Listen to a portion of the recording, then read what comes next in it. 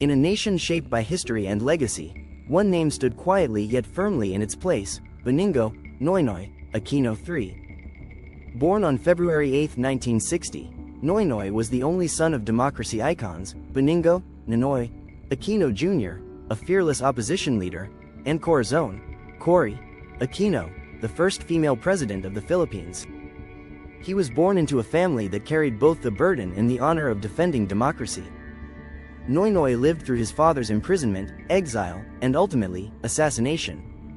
In 1986, he witnessed his mother rise to power through the People Power Revolution that toppled a dictatorship.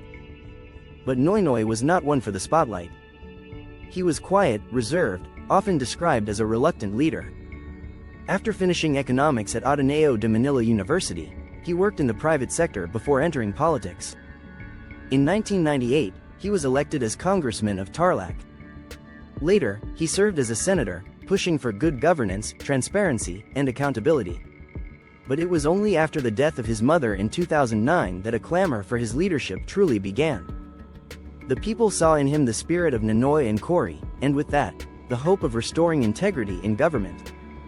Riding a wave of public support, Noynoy Aquino ran for president in 2010. His campaign slogan?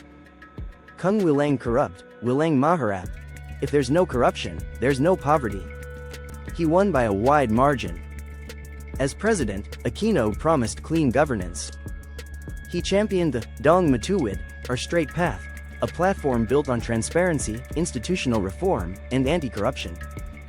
During his term, the Philippines experienced one of its most robust economic growth periods. GDP grew steadily. International credit ratings improved. The country was hailed as Asia's rising tiger.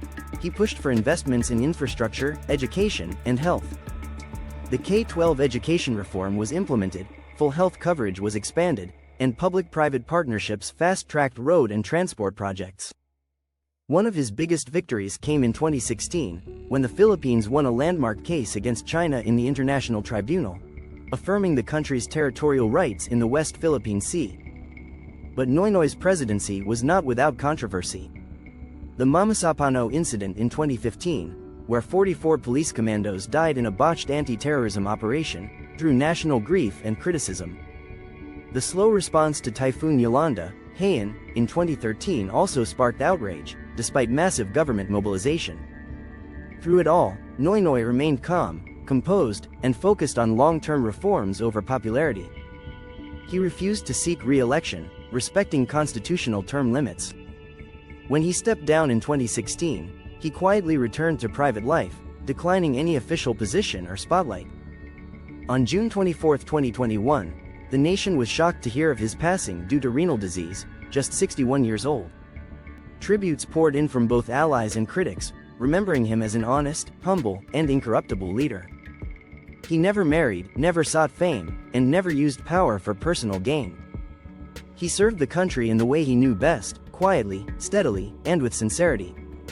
His legacy may not be marked by charisma or grand gestures, but by institutions strengthened, economy improved, and a government that tried, above all, to do the right thing. Benigno Simeon, Noynoy Aquino III. Son of heroes. President of the people. Servant of democracy. Gone too soon, but remembered, not for promises made, but for principles kept.